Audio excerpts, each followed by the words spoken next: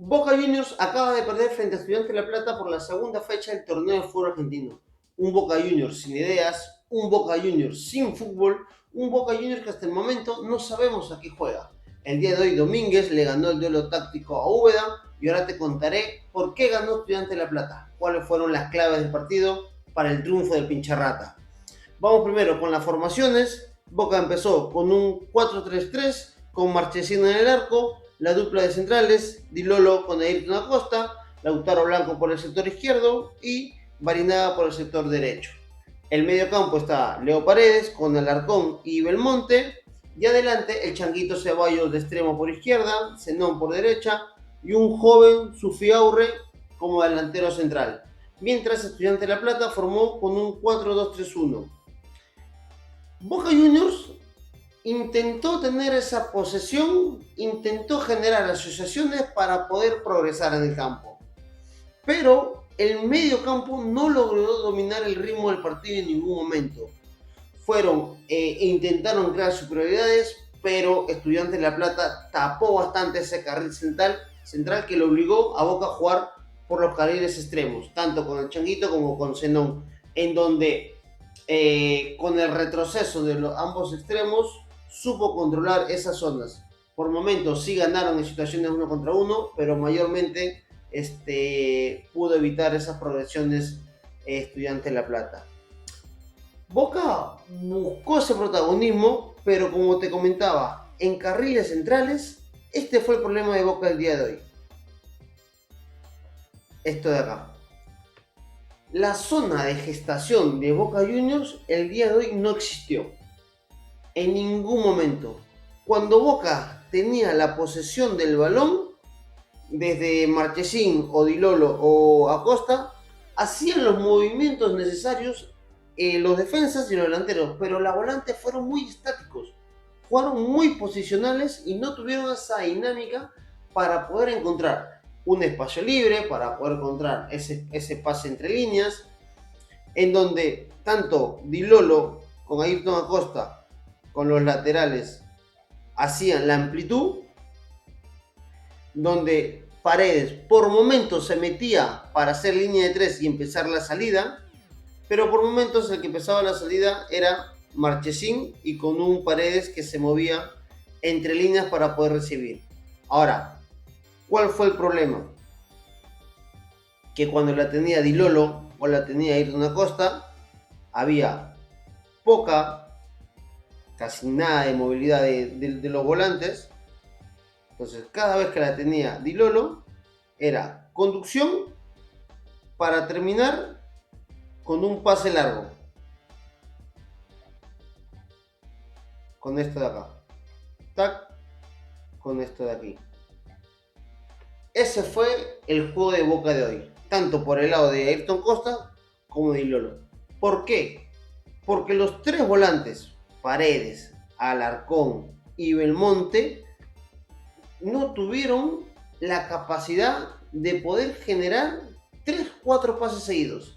En esa zona, una de las zonas más importantes del campo, en la zona de gestación, en la zona de creación, donde uno va acumulando pases para poder mover la estructura defensiva del rival y comenzar a filtrar los pases a la zona de finalización, no la tuvo.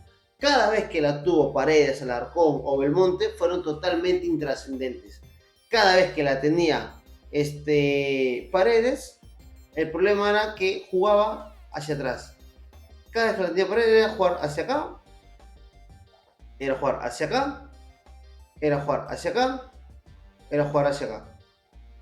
Cuando lo tenía el Alarcón, exactamente lo mismo. Jugaba hacia acá, jugaba con Paredes o jugaba hacia acá. En ningún momento, ninguno de los tres, a ver, por momentos Paredes hacía ciertos pases largos, pero no de la zona de acá.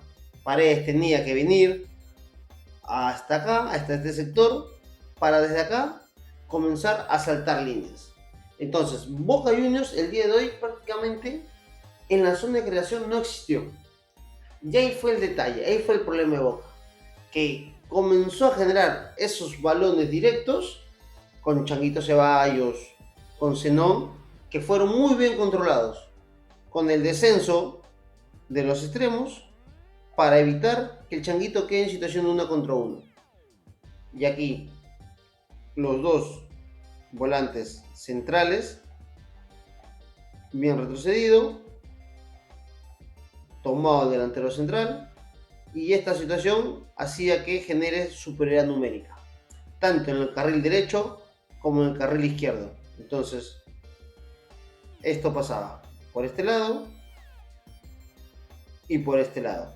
Cada vez que Boca intentaba jugar por los carriles laterales, a las espaldas de los defensas laterales de Estudiantes, siempre generaba superioridad numérica con el lateral, con el extremo que descendía y con los dos volantes centrales que estaban atentos para hacer la cobertura y sobre todo no dejar de 1 contra 1 al delantero. Y lo mismo pasaba por acá. Cuando el balón estaba con Zenón, tenías al lateral, tenías al extremo que descendía y tenías a los dos volantes centrales que tapaban este sector importante. ¿Y por qué pasaba eso? ¿Por qué Boca no jugaba en este sector? Poca movilidad, pocas asociaciones, poca lectura de juego, muy poca, ¿qué se puede decir? Muy pocas ideas. No se le caían las ideas a Boca. Entonces, el juego de Boca fue prácticamente esto. En ofensiva Boca era jugar con Di Lolo y Acosta, conducir para jugar directo. Paredes tenía que retroceder para poder recibir y jugar directo. En ningún momento Boca generó 4 pases o 3 pases seguidos en la zona de gestación para poder filtrar esos pases y dejar con ventaja a cualquiera de los 3 de arriba. Sobre todo el primer tiempo, o ni siquiera el primer tiempo, los primeros 60, 70 minutos fueron todos Estudiantes. Un Estudiantes que defensivamente muy ordenado, haciendo 2 líneas de 4, a veces de 5, y con este orden defensivo tapó por completo el carril central. ¿Cuál fue el objetivo táctico defensivo de Estudiantes? Fue este de aquí: tapar este sector. Este sector amarillo fue el principal idea de Estudiantes de no generar que Boca pueda generar superioridades en ese sector, que no pueda generar asociaciones, paredes, tercer hombre, o generar espacios para recibir el hombre libre y pueda tener remate a la distancia o empezar a filtrar pases de ese sector. Entonces, lo de Estudiantes fue tapar carriles centrales, regalarle las bandas a Boca Juniors y controlarlo tanto a Zenón como a Ceballos con el descenso de los extremos. Defensivamente, Estudiantes de La Plata estuvo muy bien ordenado, muy bien organizado. ¿Sí? El doble pivote permitió bloquear la progresión entre líneas, que Boca fue lo último que buscó, que esos pases entre líneas, porque siempre era tanto Paredes como Belmonte y Alarcón, era jugar para atrás, para que los centrales se encarguen de hacer ese pase directo. Entonces, los Estudiantes fue más efectividad, se olvidó de la posición del balón, se organizó con 2 líneas de 4, basculaba en función del balón, recuperaba y salía a la contra. Y ahí estaba el segundo problema de Boca Juniors, que defensivamente dejaba muchos espacios por la mala lectura de los centrales.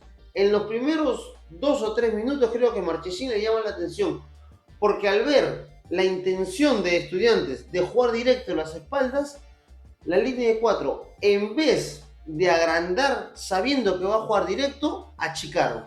Y le come la espalda a Di Lolo, el delantero, donde no pudo tenerla. ¿Cuáles fueron las claves del partido? Primero, el dominio territorial versus la verticalidad. Como repito, Boca tuvo la intención de tener el dominio y la posesión del balón. Pero esa posesión, o esa poca posesión que tuvo, no la tuvo en las zonas de peligro. ¿Sí? La tuvo casi siempre en la zona de iniciación. En la zona de gestación poco o nada. Entonces, esa posesión no la pudo trasladar a las zonas peligrosas, a la zona de juego. ¿Por qué? Porque tenía volantes muy posicionales, o sea, tenías a un Paredes muy estático en el sector central, tenías a los dos interiores, que le faltó la dinámica, esa movilidad para generar espacios, para poder ocupar espacios, para generar los pases entre líneas. O sea, toda esa falta de dinámica evitó la profundidad que necesitaba Boca Juniors el día de hoy. Segundo aspecto, Estudiantes en el aspecto defensivo, firme y muy compacto, muy sólido en el aspecto defensivo y muy eficiente en la transición, que fue clave.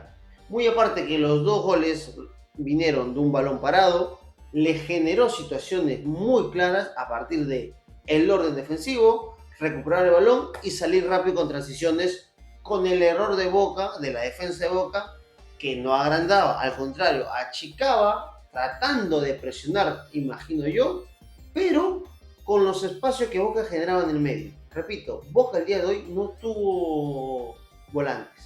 Ninguno de los tres estuvo, ni en ofensiva ni en defensiva, estuvo lúcido, estuvo como debió estar.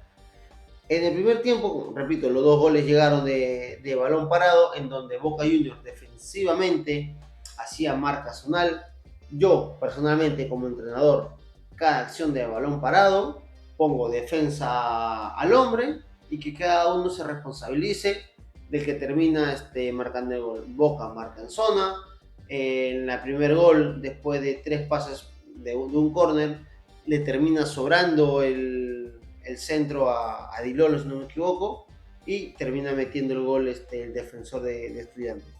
Y en la segundo gol, tal cual, un centro directo, todo se vino a la cara, nadie lo tenía tomado, y mete el 2-0. Ahora, en defensa, justo lo que hablábamos, Boca tenía la posesión en zonas no peligrosas, en zonas intrascendentes, y cada vez que perdía la pelota, el repliegue defensivo era muy lento. Esto le permitió a Estudiantes darle muchos espacios a las espaldas, que lo aprovechó. En realidad que no lo aprovechó, que generó situaciones, porque si Estudiantes aprovechaba esas situaciones que generó, donde terminó en una situación de 1 versus arquero, que debió terminar en gol, donde situaciones donde terminaban de 1 contra 1, de 2 contra 2, de 2 contra 1, donde Estudiantes, haciendo bien el trabajo, no terminó aprovechando esas situaciones de gol. Porque si las aprovechaba, el partido terminaba 4-1, 5-1 tranquilamente. Entonces, Estudiantes hizo bien el trabajo defensivo, hizo bien el trabajo de transiciones, pero no fue efectivo. Los dos goles vinieron de pelota parada, pero generó más situaciones de gol claras por el mal orden defensivo de Boca Juniors. Repito, las transiciones muy lentas, porque Boca intentaba tener la posesión en campo rival y cuando la perdía las transiciones eran demasiado lentas. Entonces faltó el control de los espacios de los centrales, los mediocampos de Boca fueron superados por completo, no pudieron cortar esas transiciones, no pudieron evitar esos pases en los carriles interiores que Estudiantes tuvo. Estudiantes tuvo el chico Pérez por el lado derecho, un chico de 20-21 años, si no me equivoco, con una velocidad, con una explosividad espectacular. Creo que la pasó mal el día de hoy Lautaro Blanco con el Chico Pérez, con un Medina que tuvo todo lo contrario a lo que tuvieron los volantes de Boca, mucha dinámica, mucha participación. Entonces, a partir de ahí, Boca fue superado ampliamente. Otro de los errores de Boca Juniors, al no tener este sector justo en el espacio negro, al no tener esa zona clara el día de hoy, no había esa conexión de volantes con delanteros. O sea, en todo momento no hubo conexiones y si la hubo, fue mínimo. Por ahí uno que otro pase de Paredes, por ahí alguna aparición de Belmonte que llegaba al área, pero todos en peligro. Boca, hasta antes del gol, no había rematado al arco. No conté ni un solo remate de Boca hasta antes del gol de Changuito Ceballos. Entonces, eso te da a entender esa desconexión que hubo de los volantes con los delanteros, ¿sí? Donde Boca simplemente aspiró a las transiciones, perdón, aspiró a las individualidades tanto de Ceballos como de Sinón. Que Ceballos por ahí te daba algo, superaba uno, llegaba a la cobertura, superaba al otro, llegaba a la permuta, entonces no terminó siendo muy peligroso por las bandas, porque Estudiantes fue lo que hizo eso, cerrar carriles interiores, les regaló los carriles laterales y le ganó bastante las situaciones de 1 contra 1, de 2 contra 1 que generaba. Ahora, en conclusión, para ir cerrando el video, ¿por qué perdió Boca? Después de todo lo que hemos hablado, ¿cuál sería la conclusión? Primero, Estudiantes de La Plata impuso una estructura más efectiva, un bloque defensivo bajo y transiciones de defensa-ataque muy rápida, ganándole las espaldas a Boca Juniors, que no supo aprovecharla, porque si las aprovechaba el partido terminaba 5-1, tranquilamente, 4-1, 5-1. Luego, Boca dominó la posesión de balón, pero nunca dominó en espacios peligrosos. Repito, la zona central, la zona de creación, inexistente el día de hoy, y las zonas de finalización, muy bien controlados por Estudiantes. Entonces, las transiciones de defensa-ataque de Boca no hubo, porque cada vez que Estudiantes perdía la pelota, sí hubo un mejor retroceso, sí hubo un mejor repliegue de Estudiantes, donde inmediatamente formaba las dos líneas de 4, los dos delanteros, y con ese orden tapó por completo las posibles llegadas de Boca. Ahora, cuéntame tú, ¿qué crees que le está faltando a este Boca para generar fútbol?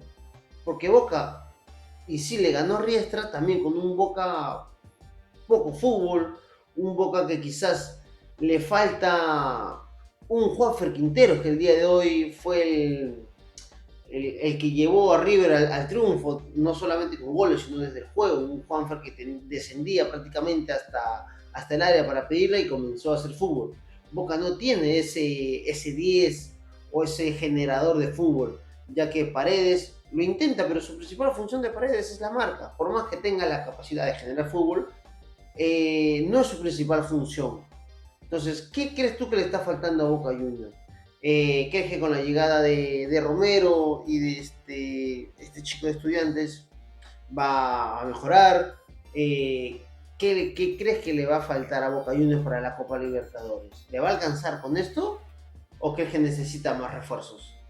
Coméntame en los comentarios qué es tú que le faltó a Boca para poder ganar el partido, ya que en los últimos minutos Estudiantes, después del gol de Ceballos, Estudiantes replegó más, hizo un bloque más bajo donde Boca hasta pudo empatarlo. O sea, todo lo bueno que hizo Estudiantes casi lo termina de aprovechar Boca en los últimos minutos, porque generó unas que otras claras, pero a partir de ese Boca de meter huevos, de guerrear, de pelearlo más que jugarlo, Boca al final lo terminó casi por empatar, pero más peleando que jugando, que es lo que le falta a Boca. Y en la Copa Libertadores, quizás en fase de grupos te puede alcanzar, pero ya en octavos, en cuartos, ¿crees que le alcance con esta forma de jugar? ¿Crees que le alcance con estos jugadores?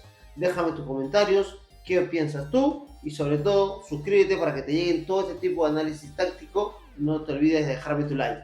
Nos vemos en la próxima.